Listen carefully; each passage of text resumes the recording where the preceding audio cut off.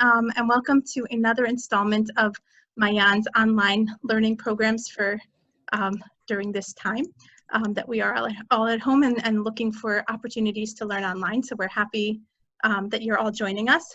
We're very excited to have Rachel here teaching for us once again on a very interesting topic, which is, I assume, why you are all here. And we're excited to have her teaching for us. Mayan's also offering other classes every so often during the summer, so keep an eye out for our classes. Next Tuesday, a week from tonight, we have Rachel Danziger teaching our monthly 9 to 9 Tanakh. It's an overlook at all of Tanakh, and you don't have to have joined any of the previous meetings for that. So keep an eye out for that. And also Ellie Rizel will be teaching a class on June 10th called, I want to get the title right because it's a fun one. So Cloudy with a Chance of Man, a look at what the Jews ate in the desert. So I hope you'll join us for one of those classes or something upcoming. I do want to thank Shari Tefillah, Congregation Shari Tefillah, for co-sponsoring tonight's class with us. So without further ado, I'll let Rachel take it away. Hey, thank you so much, Alana. Good evening, everyone. I'm really happy to be doing this, and thank you guys all for coming out, making the effort, the big schlep to come out. So thanks for joining in with some pre-Shavuot learning with me. And this class is really a development of some of the research that I've actually been doing for my doctoral dissertation, because I've been focusing a great deal on Noahide Laws, and we'll discuss what those are shortly. And for me, this is part of a larger project that's actually centered around how ancient Jews and early Christians thought about Noah. So that's kind of the angle of the dissertation as a whole. But I want to frame our discussion tonight in terms of how we think of Noah and his significance and how we think about Shavuot. Okay, so the intersection between Noah and Shavuot, where I'm going to locate our discussion, is going to be about Noahide laws, okay? Or roughly speaking, this corpus of rabbinic law that seems to legislate certain actions or prohibitions for Gentiles, okay, for the non-Jewish world.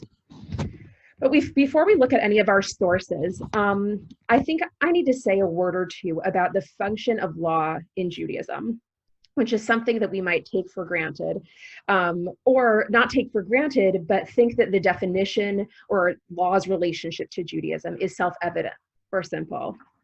So I would argue that in general, not just as Jews, right, when we imagine law, when we hear that term, however amorphous or unspecific that category may be, we think of it as something that's actionable.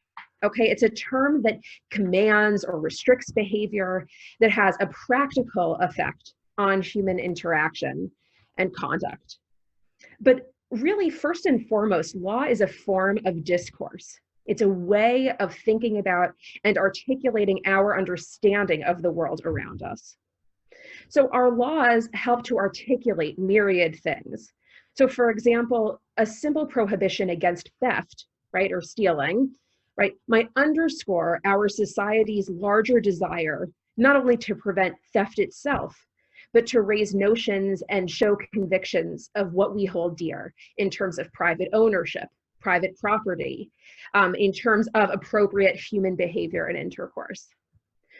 And I would argue that Judaism cultivates this explicit legal discourse perhaps in its strongest iteration in the rabbinic period. So from the 3rd century of the Common Era through, I don't know when you want to have any kind of endpoint for that, but let's say at least till the end of the Talmudic period, which is, I don't know, the 7th or 8th century. We keep moving the date later and later.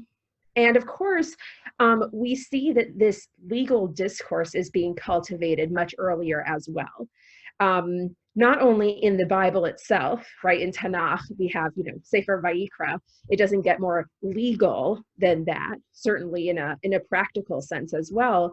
But as we'll look, as we'll see, a couple of sources in the Second Temple period, so from around the 6th or 5th century BCE until the 1st century CE, where we also have this legal discourse, as I would call it, developing in Judaism. So again, just to reiterate, law becomes central to not only Jewish practice, but to cultivating Jewish identity and the Jewish understanding and conception of the world around us. So for example, when the rabbis in the Talmud end up debating who should share a single bottle of water, right, when they're on a desert island, or they figure out how does one actually fulfill the mitzvah of kibud av va'im, of honoring one's parents, or how do you properly carry out an execution? All of those questions are also a negotiation of values, right, of competing values and ideas, competing source texts and proof texts. So it's part of a larger legal discourse that's not simply, and as we're going to see tonight, I would say sometimes not at all, about enforceable, practical halacha. So in some ways, you might see where we're headed in terms of Shavuot. Shavuot becomes associated as a holiday commemorating the giving of the Torah at Mount Sinai. The association of Shavuot with this event is actually something I'm doing some work on as well, because I don't think that association is so self-evident. But what I want to talk about now is how do non-Jews manifest in the Jewish imaginary? How do Jews over time conceive of the Gentile? And really what I want to talk about is the way in which law does or does not play a role in the ancient and rabbinic discourses, legal discourses around the non-Jew. So I want us to focus on a certain series of questions. Where do these Noahide laws, or laws for Gentiles, come from? What is included in this list of laws? What's their connection with Noah? That's something that's actually going to be somewhat minimal tonight, but is a huge focus of my research. And what do these laws tell us about a broader, primarily rabbinic view of the Gentile, the other? So let's begin with, where do Noahide laws come from? And what I'd like us to do, and I'm going to share my screen with you. 1 second. Here we go. Okay.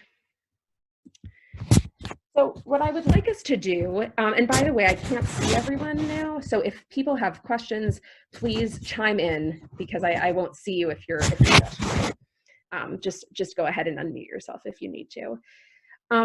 Our first source is the Book of Jubilees, and many of you who I've spoken to in the past, or you've come to one of my classes in the past, know that I am probably obsessed with Jubilees. That would be the right word. So Jubilees is this mid-2nd century BCE text that's composed in the land of Israel by a Jew. We don't know their name. And it's essentially a retelling, in some ways verbatim, at other times quite embellished, retelling of the book of Sefer Bereshit and then half of Shemot. And it's a really interesting text. Now you'll see that I don't have a Hebrew version here, otherwise I would have provided it along with the English. It probably was originally written in Hebrew, but we do not have any Hebrew text in preparation, and our most original or ancient version is in the ancient Ethiopic, or Ge'ez. So I thought it would be easier to skip the Ge'ez tonight and just jump to English. And what I want us to look at is Jubilees discussing Noah. Okay, so we'll come back to why Noah, but just to refresh your memories, this isn't on the sheet. We have in the book of Genesis, we have basically no laws given to Noah. And sometimes we forget this. We talk about, you know, the Sheva mitzvot b'nei Noah, the 7 mitzvot given to the sons of Noah. And where they are is it's not to be found in the biblical text. I would say if you want to be generous, you could say that Noah actually receives just 2 laws. One of them is not to murder, which, as we'll see, is a Noahide law. And the other is to be fruitful and multiply, just as Adam is commanded in the Garden of Eden, which interestingly is not a Noahide law. So with that in mind, Jubilees is telling the story of Noah and the flood and what he teaches his sons. Okay, and we have this interesting, these 2 verses in Jubilees chapter 7. Okay, it records time in Jubilee cycles. Okay, so 49 or 50 years. That's not crucial for us right now. So it says, in the 28th Jubilee, Noah began to enjoin upon his sons' sons the ordinances and commandments and all the judgments that he knew. And he exhorted his sons to observe righteousness and to cover the shame of their flesh and to bless their Creator and honor father and mother and love their neighbor and guard their souls from fornication and uncleanness and all iniquity. For owing to these 3 things, came the flood upon the earth, namely, owing to the fornication, wherein the watchers against the law of their ordinances went a-whoring after the daughters of men, and took themselves wives of all which they chose, and they made the beginning of uncleanness. Okay, so there are so many questions we could ask about this text. It's wild and it's rich. And for our purposes, we're limiting it to the scope of the laws that Noah seems to be passing down. So we have this collection of laws, particularly in verse 20, and scholars divide them differently. So if you're trying to get to a count of 7, you may or may not be able to do that. But we seem to have this either all-encompassing law or some kind of specific law of which we can't divide the meaning from, to observe righteousness, right? Seemingly to wear clothes, right? To cover the shame of one's flesh, to bless the Creator, honor one's parents, love one's neighbor, and guard oneself from, and again, it's hard to know what this is actually referring to, but to guard oneself from fornication, uncleanness, and all iniquity. Okay, so again, very overarching, hard to know what this is referring to. So there's a lot of interesting stuff here, but I want to show that this is a very early text, right? This is pre-rabbinic, right? This is before the destruction of the temple. This is around the time of Hanukkah and the Hasmonean dynasty, where we see this legal association with Noah emerging. And I think that's really significant. And again, we could talk more about why Noah, why is this kind of the location for Gentile law? And one of the things that I explore in my research is actually about, is Noah considered a Jew or a Gentile? What does he mean to the rabbis and to a text like Jubilees, written much earlier, not considered part of the rabbinic tradition?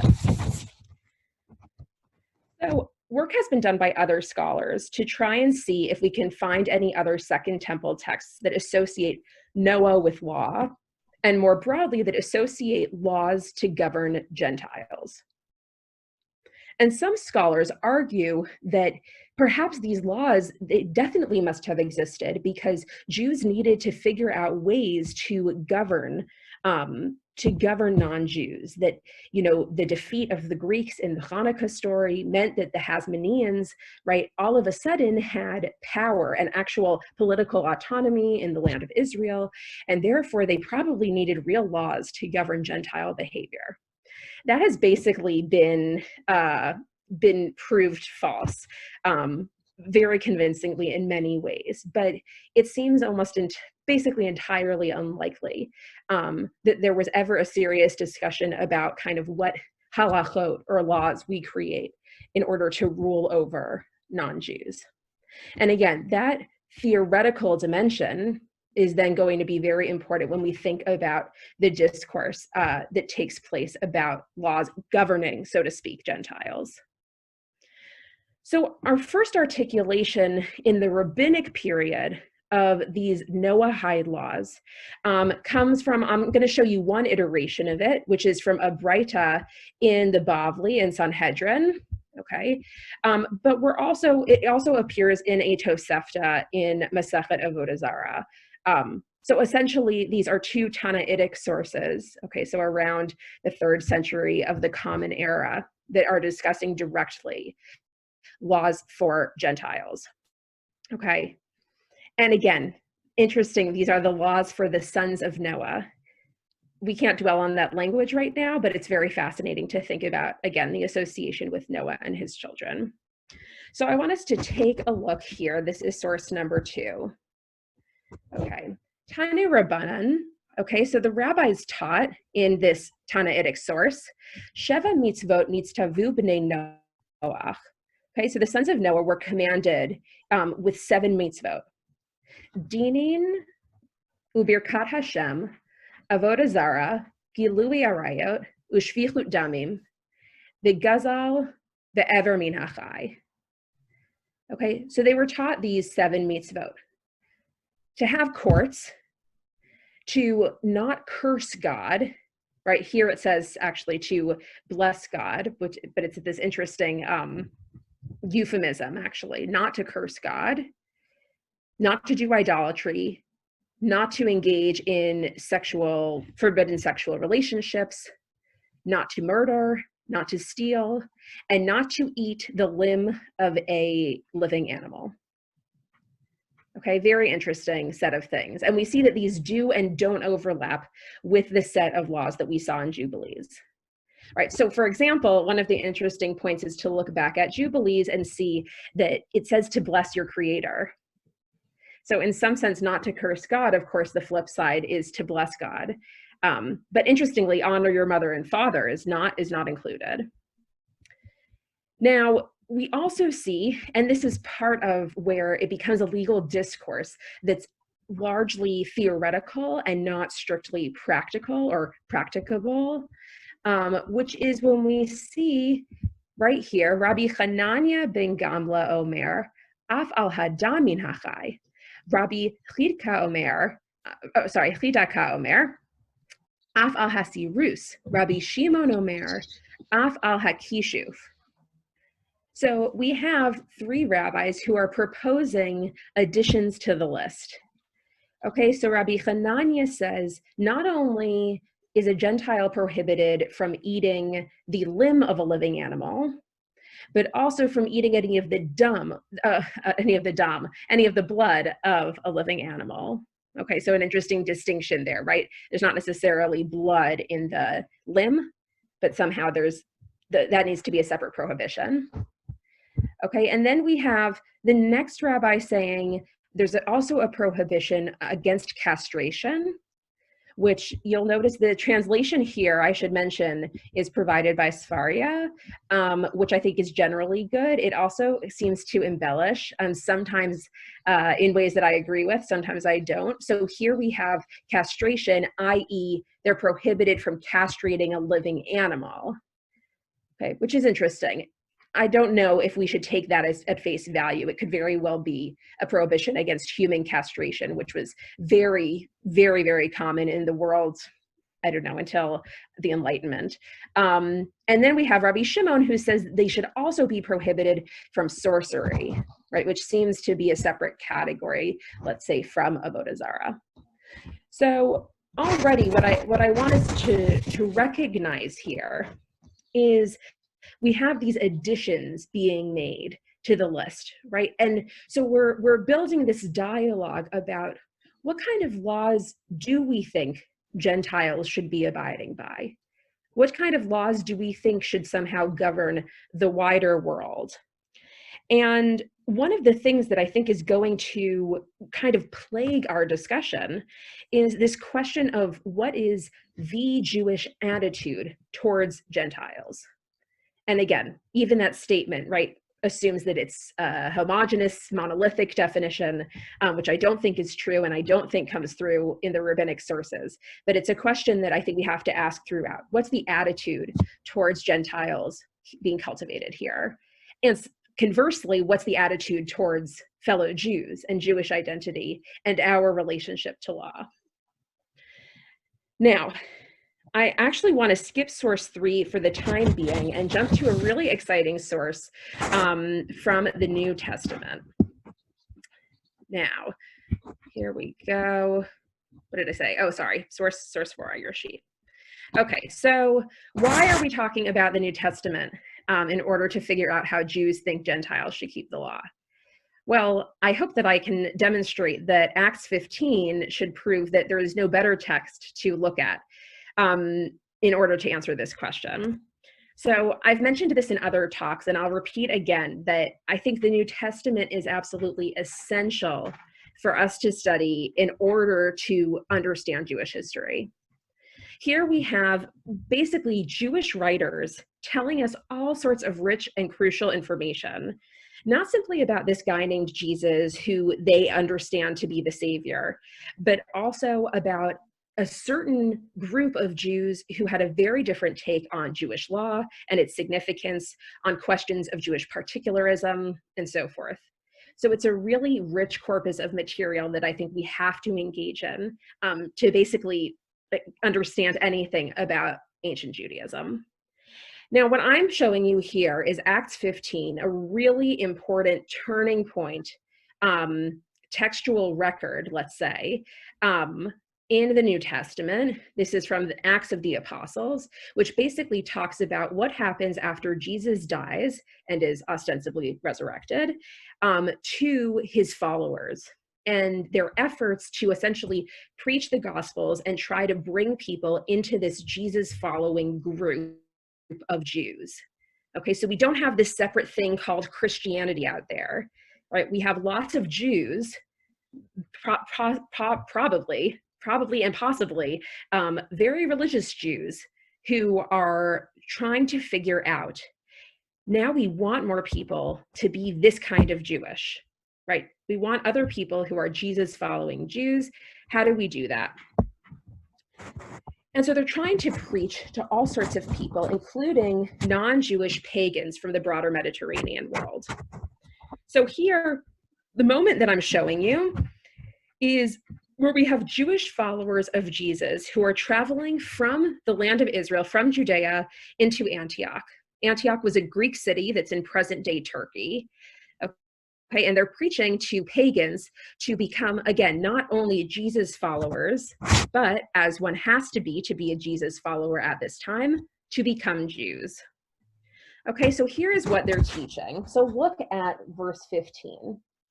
So certain people came down from Judea to Antioch and were teaching the believers, meaning these Gentiles who are already very keen on becoming Jesus followers.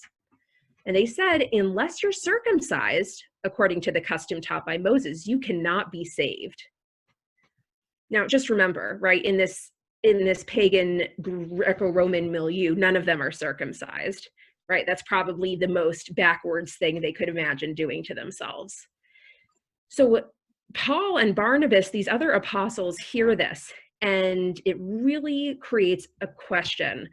Is this actually how we want to preach to the Gentiles to join our group? So let's skip to verse 5. Some of these believers who belonged to the party of the Pharisees, okay, so meaning some of these religious Jews who interestingly, right, they're really into keeping halacha, they might also follow Jesus, they stood up and said, the Gentiles must be circumcised and required to keep the law of Moses.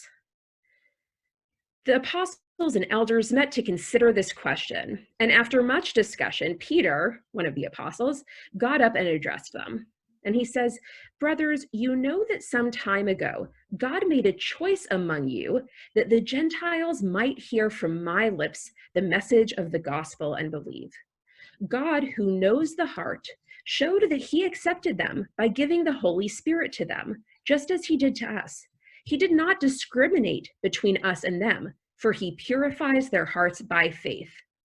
Now then, why do you try to test God by putting on the necks of Gentiles a yoke that neither we nor our ancestors have been able to bear?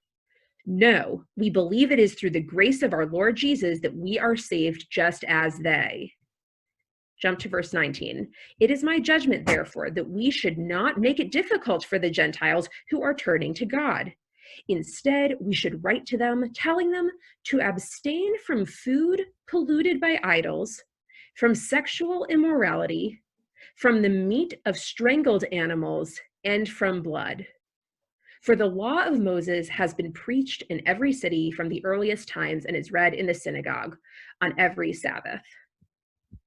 And then if you just jump down, and we'll unpack this in 1 second, they essentially send out this official letter, which reiterates some of those things, but I just want us to jump to verse 28. So in the letter, it says to these Gentile readers, it seemed good to the Holy Spirit and to us not to burden you with anything beyond the following requirements. You are to abstain from food sacrificed to idols, from blood, from the meat of strangled animals, and from sexual immorality. You will do well to avoid these things. Farewell. Okay, I think this is just an amazing text. And it's so multi-leveled in this debate that's going on about law. And the question will have obviously very practical implications for what becomes the ultimate parting of the ways, when we have what we can say is a non-Jewish Jesus following and ultimately Christianity kind of in its own right. But we see a number of important ideas in this text that I want to highlight. One, I think, is as much as this text might seem surprising to us in terms of Jews seemingly very willing to throw away much of the law, at least much of the law for Gentiles to follow. At the same time, we see this very early kind of proto-Christian notion that law is actually still in some ways important, right? That there are actually still some laws that Gentiles should keep, and that perhaps are crucial to them becoming followers of Jesus. That perhaps you actually do need to keep some laws in order to be part of the greater Christian family, if we can use that term. There's also this interesting idea that we see, which really gets me every time and sounds, I think, very contemporary, in verse 10, right? Why are you trying to put this yoke on the necks of Gentiles that's too heavy for even us to bear, right? So this notion, and again, it's interesting to wonder, what exactly is Peter referring to here? Is he talking about circumcision and saying we actually are stopping, practicing circumcision because it's too hard? Is he saying in general, we have an overwhelming amount of laws as Jews, it's too hard? Very unclear. What it does seem to raise is the question of, should even Jews who are joining the Jesus movement continue to observe law?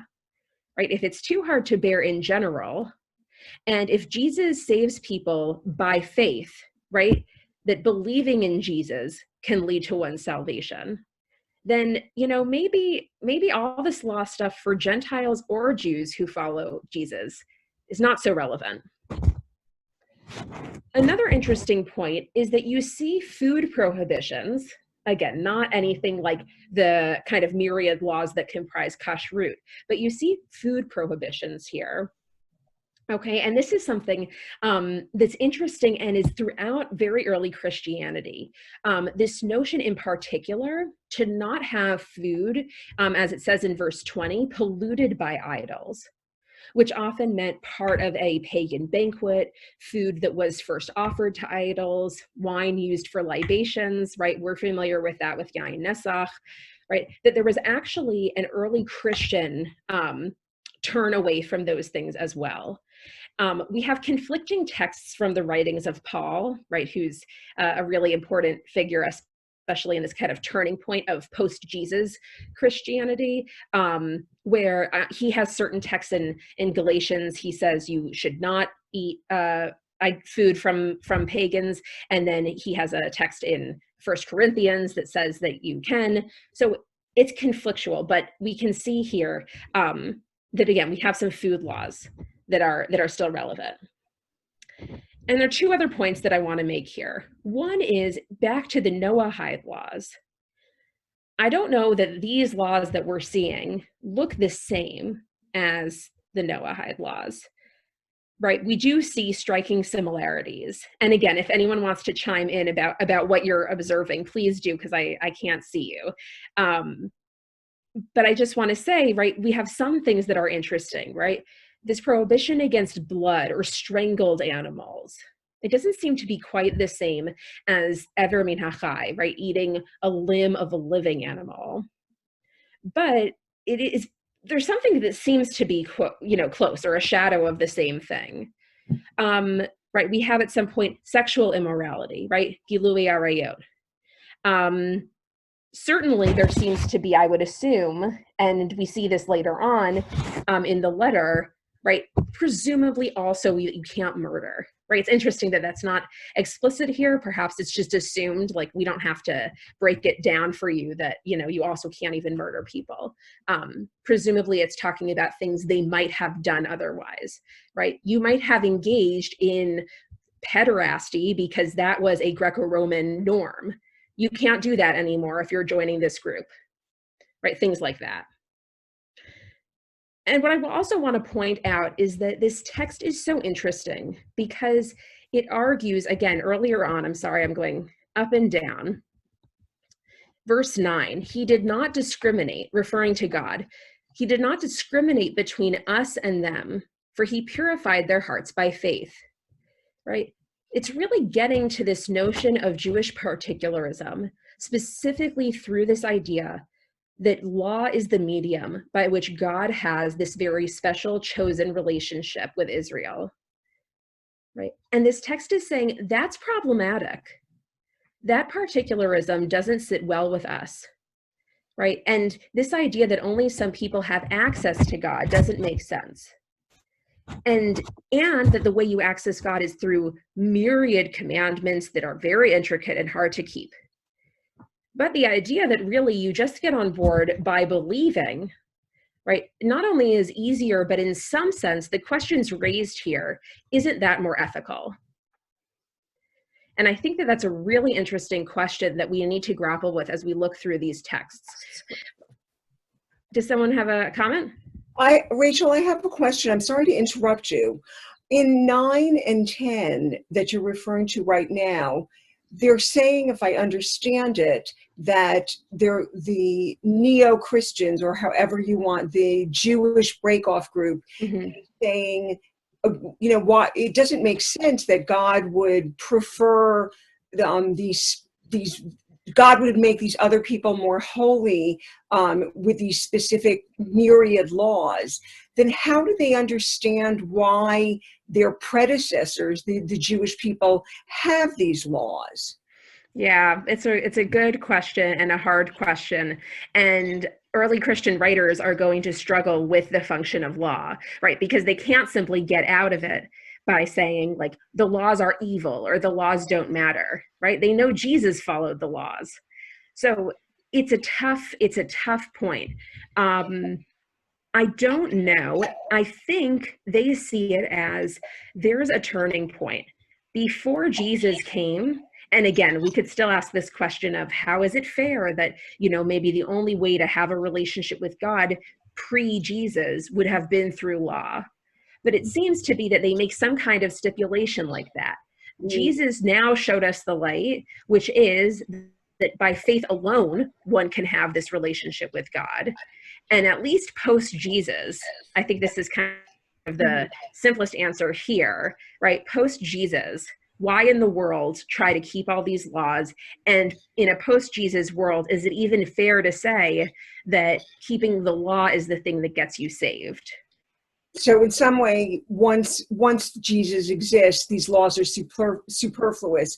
They were almost for like immature people until Jesus came around. Yeah, that's at least how ancient Christian thinkers are going to explain that. And I guess I wanted to respond. I think you were raising a question before about these Noahide laws, or these laws for Christians. What do they kind of tell us about the viewpoint? It seems like bloodlust and sexual lust gone awry seem to be what's being addressed as kind of overall, issues of the Gentiles, that and there's a third thing that's eluding me at the moment, but sort of like these, ripping limbs from bloody limbs from and drinking blood and acting sexually awry just seem to be over and over and over again repeated as general characteristics that need to be reined in.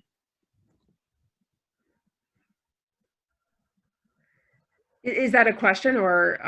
Just a response earlier, you were saying, I think you raised the question, what are the characteristics that are being portrayed of the Gentiles by these rules being given to them? Yeah, good. Thank you. Responding to that.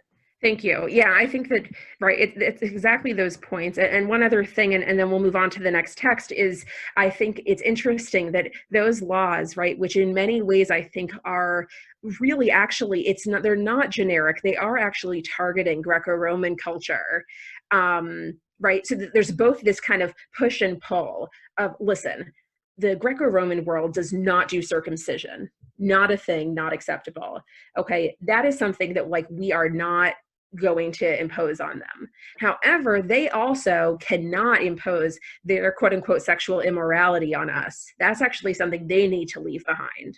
So there's this interesting negotiation going on here that in some ways is asking for, I think, a Christian particularism, right? It's not just this total kind of, we're free of law. It's, you do have to change in some ways to be part of our team. So I want to now, because time is short, there are so many sources here and we can come back to them if and when there's time, but I want us to jump to source 7 right now. Okay, so this is from the Bavli in Avodah Zarah. And this is such an interesting masachet. And again, this is an area where people have theorized about, how is it that we have these rabbis, right, who are writing about avodah zarah and idolatry, right? They're endlessly, I should say, talking about it, right? They're not writing it per se, right? What practical difference does it make? How much is this whole tractate meant to actually legislate actual practice and law? And again, I think the answer is we have to think in terms of legal discourse, not just law, and not just law to be put to physical, practical use, right? They're developing theology and philosophy about the world around them and about what it means to be a Jew. So this tractate opens up with such an unbelievable scene. And for the sake of time, I think we'll look at it in English. Okay, so jump to the bolded portion here. Rabbi Hanina bar Papa taught, and some say it was Rabbi Simlai who taught, in the future, HaKadosh Baruch Hu will bring a Torah scroll and place it in his lap and say, anyone who engaged in its study should come and take his reward. Okay, this is a really amazing moment. And I have to say, however beautiful it sounds, I do envision something like Santa Claus here. Right, come have a photo with Santa. But in all seriousness, right, this is supposed to be, right, come take your reward finally, right, you who engaged in the Torah, right, this is, and again, where this is taking place, is this supposed to be the days of the Messiah? Is this supposed to be after one dies? Okay, we have no context. It's an amazing imaginative section. Now, note already, right, that we're going to have a problem here, which is, right, that God opens up the Torah and says seemingly to anyone and everyone, if you engaged in the Torah, come get your reward. And of course, the nations of the world have not engaged in the Torah, therefore they're not going to get a reward. So we can anticipate already some possible tension here. Okay, so let's skip down a bit. So the nations will say before God, Master of the universe, did you give us the Torah and we did not accept it? Right? This is not fair. We can't cash in on this at all. You never offered it to us. Okay, so since we never received the Torah, why are we being judged for not fulfilling it? Right? This is unfair. Now, let's go down a little bit more. It's bringing textual proofs from Tanakh, from the Torah, to kind of debate this point. And let's go to Rabbi Yochanan, who says, this all teaches, right? And here we have the famous Midrash, which I think is really interesting to read in this context. This teaches that HaKadosh Baruch Hu took the Torah around to every nation and to those who speak every language, and they didn't accept it until he came to the Jewish people and they accepted it, right? God did shop around and gave everyone the opportunity to get this amazing reward. Everyone rejected it except for the Jewish people, and therefore you can't complain when you can't cash in on the reward. Okay. Rather, this is what they say. This is what the nations now respond to that objection. Right? Did we accept the Torah and then not fulfill its mitzvot? Right? Okay, so we had no kind of opportunity to fail. Sorry, I misspoke there. My apologies. Let's skip to rather. This is really the line I want to point out to you. Not the first rather, the second. This is right here. Rather, this is what the nations of the world say before him. Master of the universe, did you overturn the mountain above us like a basin? Right, the Midrash of Har Kagigit, right? So the mountain is threateningly over Bnei Israel, and we still didn't accept the Torah as you did for the Jewish people. So we see this back and forth, right? But you, right, I offered you the Torah and you rejected it. Fine, but you never threatened us with it. Right? And there's still favoritism in the fact that you forced it upon the Jewish people. Right? So I think this is, again, this deeper debate, not only about rewards for keeping the Torah, right? But again, this broader discourse also about, right? You didn't invest all this energy in making sure that we would reap a reward. Now, I want to just make a note here. Right? There's something really interesting, which is that, right, just notice the interesting irony of this kind of imaginative dialogue, right, in which the non-Jewish world is engaging in a Talmudic debate with God. Right, so they're totally employing Talmudic rhetoric, right? They somehow are well versed in the events in the Sinai desert, and they're, you know, well versed in all the midrashim, right? And they're bringing this really good Jewish ammunition to support their argument that they deserve schar, that they deserve a reward as well. So I want us to also think about that again, that they, you know, just like Jews, they really are speaking in the legal discourse of their rabbinic counterparts. Okay, let's jump down a little bit more just for time's sake. Here we go. Where am I looking? Sorry. Okay, here we go. With regard. Okay.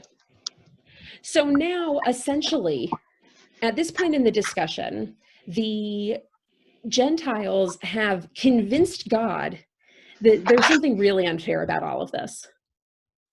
So therefore, the rebuttal is, with regard to the 7 Noahide mitzvot that you accepted, where's the proof you fulfilled them? Right, so fine, I can't judge you for the fact that you didn't keep the Torah and all the mitzvot there.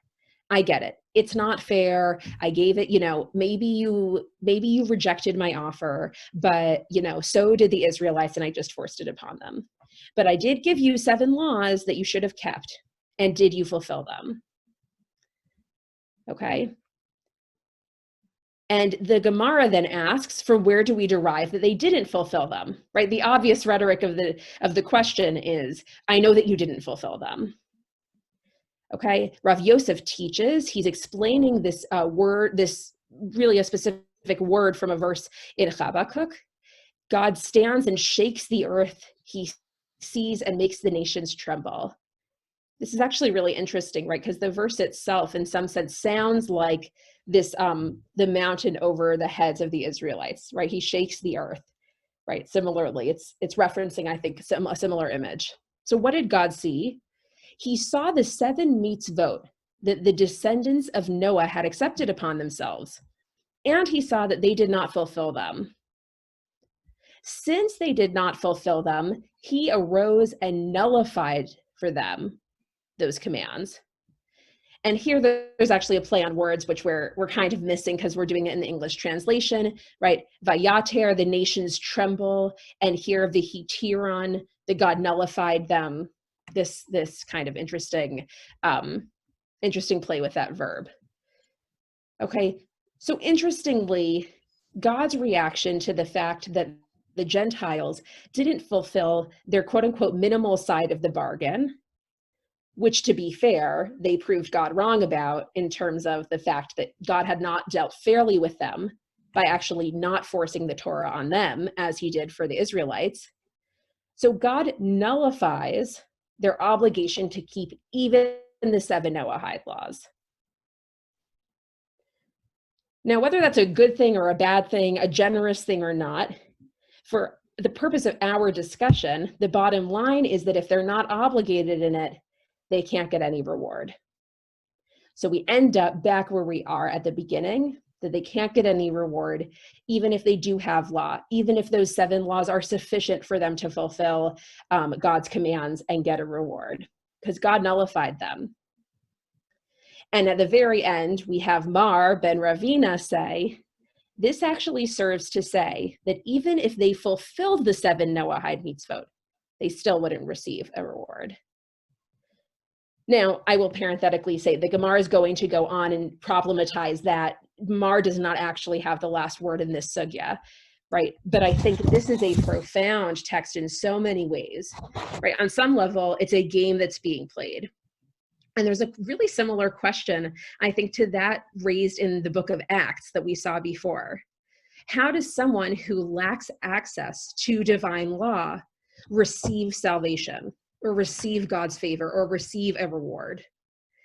And I think in more contemporary Western terms, which I don't necessarily think would be employed in these time periods, we might say, how do we maintain our convictions, right, in the dignity of all of mankind, in the inherent equality of all people, right, and also have this particularism that's really embodied with Shavuot itself? And the way that it's expressed in the particular legal discourse of the Gemara here is essentially to prove a couple things. The Gentiles actually can totally play the legal discourse game, right? They're able to employ all of their good Jewish knowledge about how God, saved, how God persuaded the Jewish people or threatened the Jewish people to accept the Torah, right? About how they too deserve a reward, right? They're really engaged in rabbinic Talmudic discourse. Okay, there's also a real pathos here, right? This almost element of tragedy, of deep unfairness, right? This inability to access the rewards of God. And you see moments in this sugya in which it seems that God concedes. You're right, this isn't so fair. The system was a little rigged, right? Almost a bit of an admission. Now, in some sense, God still gets the upper hand here, right? Because ultimately we wind up in the same place we were before. You know what? You couldn't even keep the 7 laws you were given. Therefore, God frees you from keeping any laws at all, and you get no reward whatsoever. And then we see this alarming conclusion, again, the way I've given it to you, just I had to cut it off at some point, right, where Mar actually says, you know what, it doesn't matter. Even if you were quote unquote fair and you gave the Gentiles the laws and they fulfilled them all, that's too similar to Jews, right? The fact that they still can cash in on a reward that we have to keep all these mitzvot in order to get, right? And we receive the Torah on Mount Sinai and they don't, and we still, are all going to end up in the same place. There's something that seems unfair about that to Mar. Now, I want us to see this sugya and all the passages that we've explored, right? Jubilees, Acts, other sugyot in the Talmud, as again, these philosophical and theological exercises, right? They're taking place in this realm of legal discourse about who Gentiles are and who Jews are, and what does it mean to have access, in a sense, to God. right? And again, these discussions in large part, I think, try to make an argument or try to think about, does it mean that to be a Jew is to have the law? Is the law our special thing, our defining quality, our key to a relationship with the divine? And what I want us to think about is that Noahide law, in a sense, both says yes to that question. You know, there are these kind of measly 7 laws that no one can really agree about, that, you know, are kind of not actually legislated to non-Jews in any real practical sense. So on that level, yeah, the Jews have the law, you know, heads and shoulders above the Gentiles.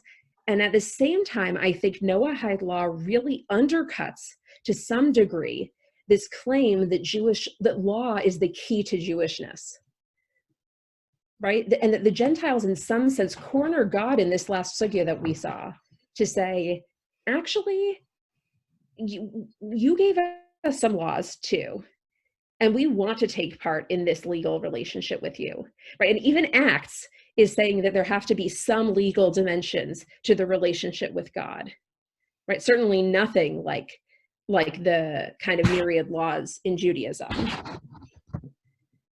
Now, I want to pause here and ask if there are questions, and if there aren't, I want to move on actually to source 9, which is really where we're going to end.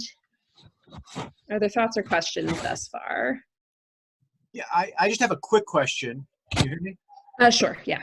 Yeah, so I'm wondering about, actually it's maybe bifurcated because it's 2 parts. One of which is the rabbinic, I would say the focus of the rabbinic laws when I think about the Noahide laws are things like you should establish courts, you should, not murder, not, theft, basic laws that you need for a society to exist. Not necessarily ethical, but really fundamental laws, or almost laws of nature, if you will, about what it takes to for nations to exist with amongst themselves. So, and the second kind of related question is, what is the authority for these laws?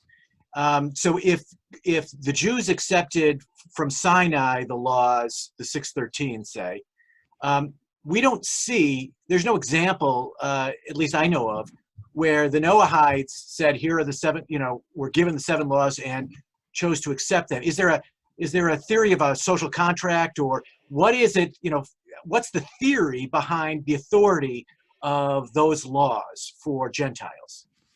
Yeah, thank you for that. Those are 2 great questions. And I guess to go in order, as you said, in terms of this idea that the Noahide laws are really kind of the underpinnings for a good society, on some level, I think that has to be true, right? That we see them, and, who could object and say, no, a great society should be complete anarchy, right? And you should murder people.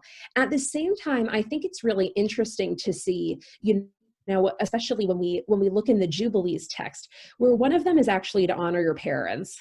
And I think it's really interesting, right, that doesn't make the cut, right? And on some level, we would say, but that's also essential, right? I mean, to have some kind of social order that also includes some kind of authority in the family. And so I hesitate to say that I think these laws, when you say there are 7, it's a bit deceptive in terms of it makes us only look at those 7 and say, oh, okay, these are the basics definitely for what you need to run a society.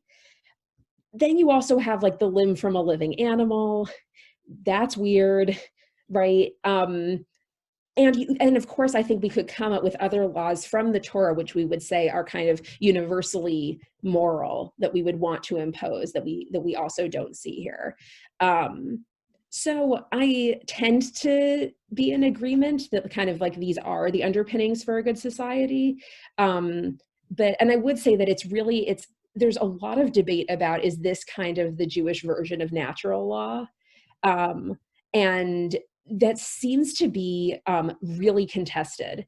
And some people are saying, yes, it's actually an outgrowth of a Roman tradition called ius gentium, right? A law for these Gentiles or the other nations, right? That existed in ancient law about how do you govern people who live in your empire, who aren't your ethnicity. Mm-hmm. And then we have another discourse that's coming in of contemporary scholarship that says, no, that doesn't make sense. And especially the limb from a living animal seems to throw it under. Mm-hmm. So it's not a concrete answer, but just to get to some of the things you're raising. Mm-hmm. In terms of, this notion of a social contract, right? When did we Gentiles ever agree to keep these laws? It's a good question. It's very interesting. There are actually like online, you can find like discussions from people who consider themselves to be B'nai Noach, who have accepted the 7 laws.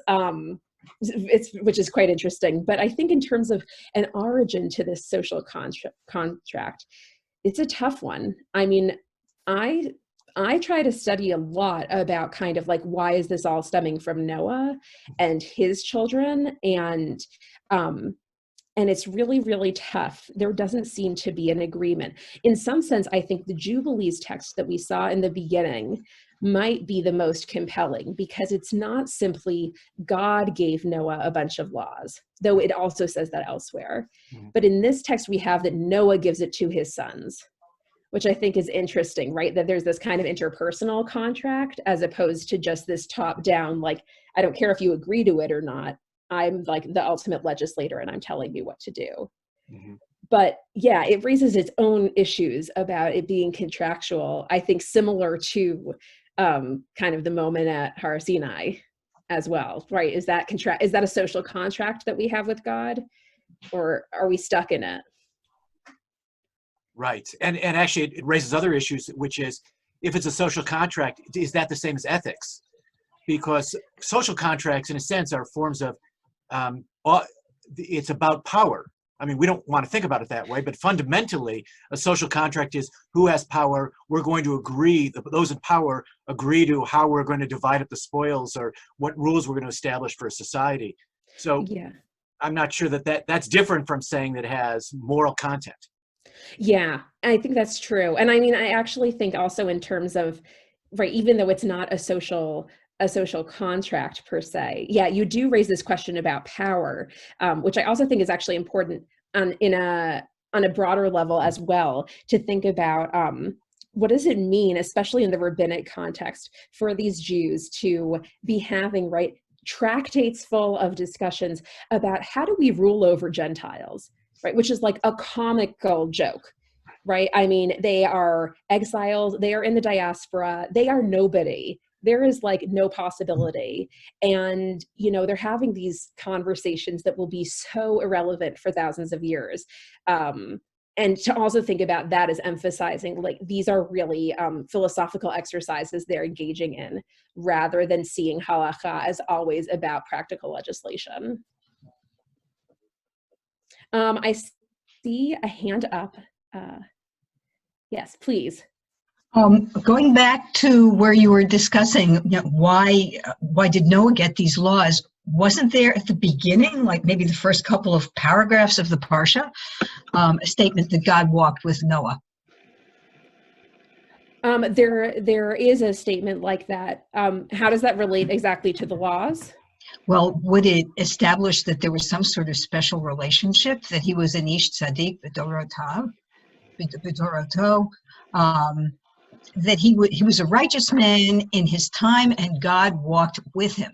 So this would make him a potential recipient above others around him for God's teachings. Yeah, I think that on some level, yes, but I think to me it seems a bit like reversed logic, that now we know kind of the ending of the story is that there becomes a tradition about Noahide law. But I think if we're kind of, going along our way reading Genesis, I mean, we're going to see that the rabbis, and earlier than the rabbis, other Second Temple Jews have huge issues with Sefer Bereshit because there's just not enough law in it. And we have all these other righteous people, even Avraham, right? Even all the Avot, who they just don't seem to keep all that much law.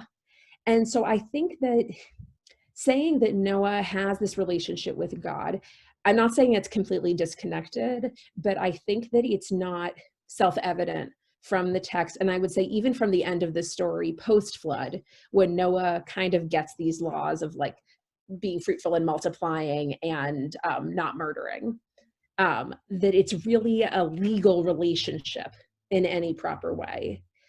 I'd even go so far as to wonder, would we describe God's relationship with the Avot as legal in nature, right? Certainly there's this profound commandedness when, right, Abraham encounters God in Lech Lecha. And at the same time, I mean, the rabbis are going to struggle overwhelmingly to figure out how is it possible that these Avot still don't have the Torah. Yes. Yehuda? Yeah. I think you might be muted. Oh, let me try to unmute. Oh. I think you're still muted.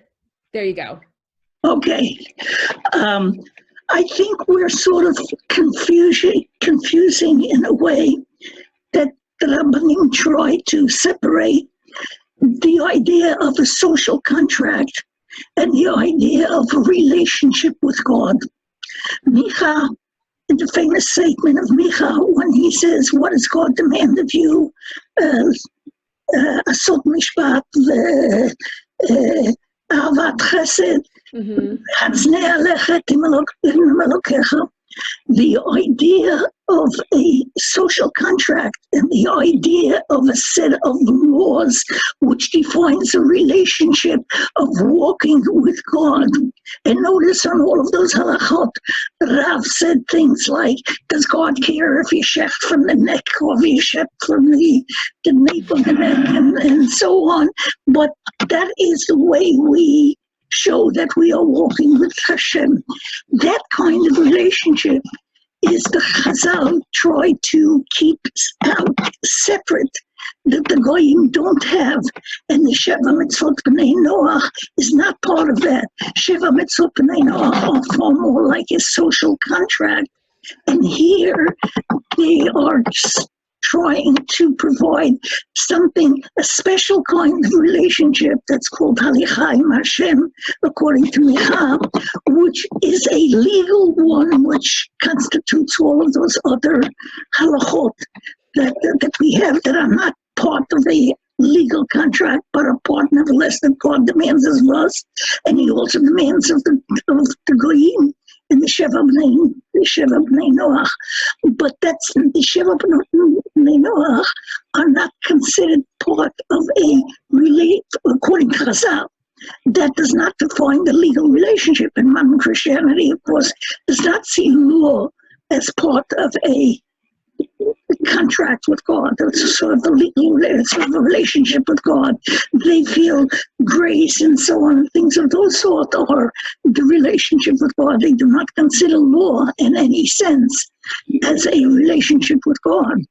That God demands of us of a certain set of laws as a one. Why does things like homosexuality get into it with the evangelicals or not? I don't know, but eventually that creeps in. But that was not the way, it's not their overall vision kind of thing. And Thank you. I think that you raised two really interesting points there in terms of, is it right? Do we have two separate things, laws and a legal relationship that govern the Jewish relationship with God, and then something that's not law that governs the Gentile relationship with God? I personally would push back a little on using different terminology, because at least the rabbis have no problem calling them mitzvot that the Gentiles have to follow, right? That it's not simply, they don't have some category of ethics, right, that they think would be helpful or, friendly suggestions to the Gentiles, right? They really have, this is a legal relationship for them to partake in as well. I think your point is well taken, though, which is tricky, that we have texts like Micha, like a lot of Mishlei, of these texts that are not talking necessarily about halacha, right? But they seem to be saying, act kindly, right? Like these kind of general principles. And how do we categorize those as a real real question. But yeah, I think, I think that I would think about law as part of God's relationship, even with the Gentiles too, from the sources that we're looking at. Micha's statement, for example, considers mishpat and chesed is not defined. There's a notion of mitzvah simply as an obligation, but that obligation does not imply necessarily a particular kind of a relationship. The attitude towards halakha, which in fact means a kind of relationship of halakha im Hashem, and which does not in itself look at the content of the act.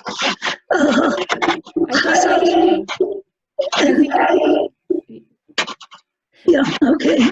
Thank you. I would just, I think I would say just one more thing about that, which is, and then maybe we'll wrap up, because I think this is perfect timing.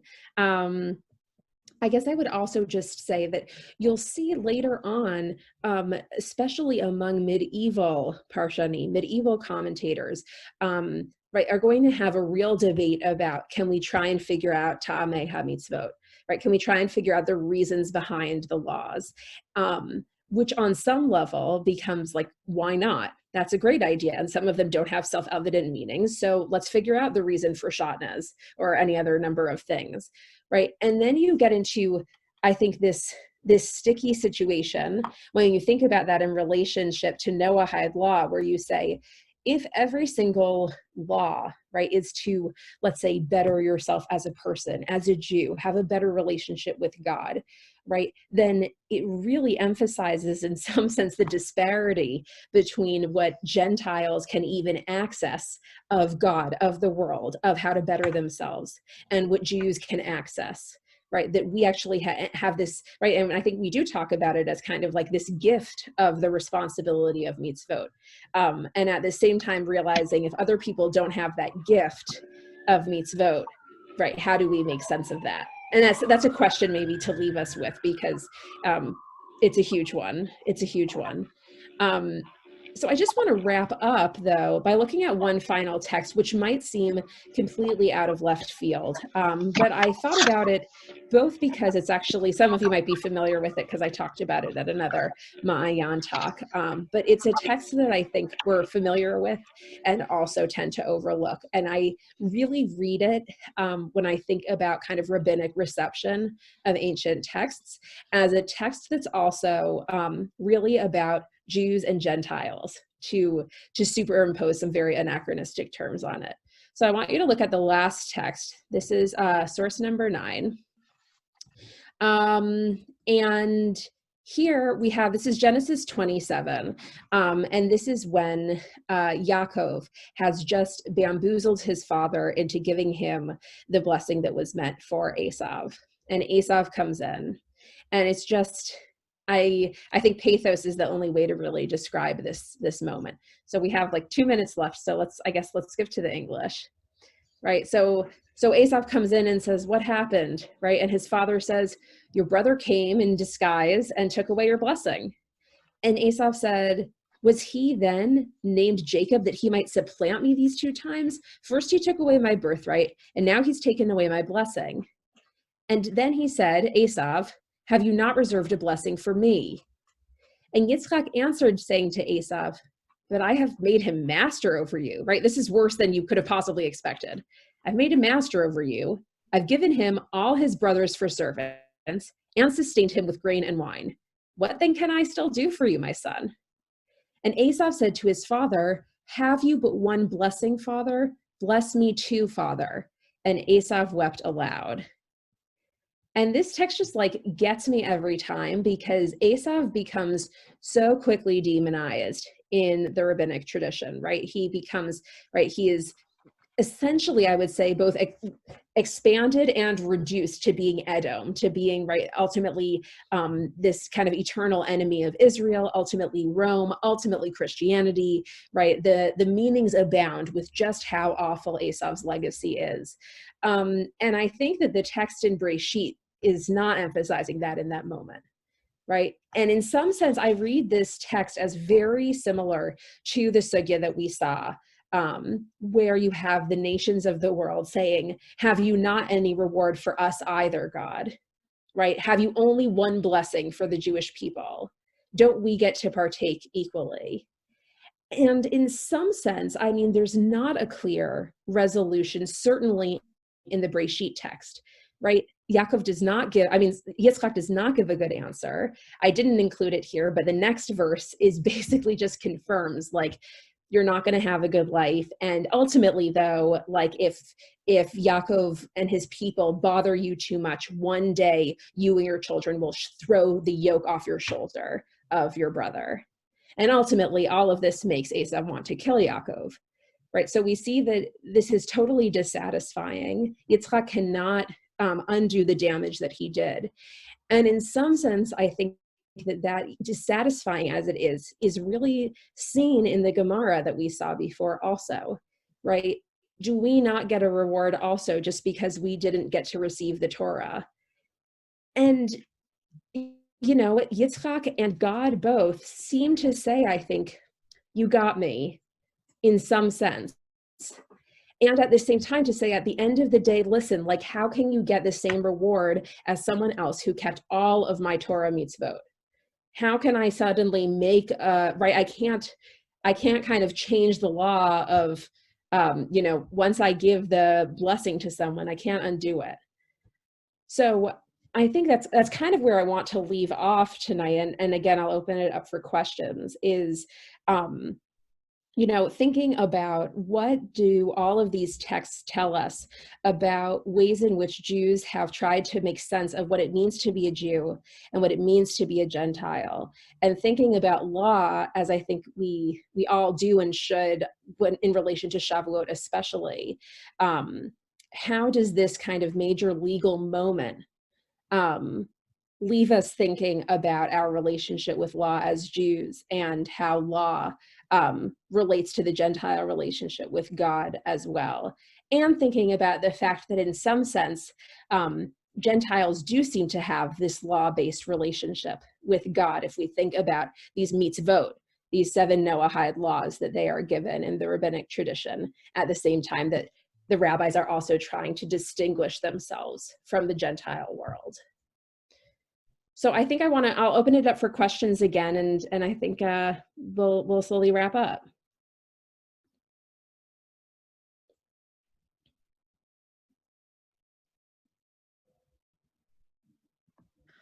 I saw some things in the chat. If anyone wants to share some of the comments that were made in the chat, you're welcome to unmute yourself and put it in, like Miriam or Shalva, if you want to share anything.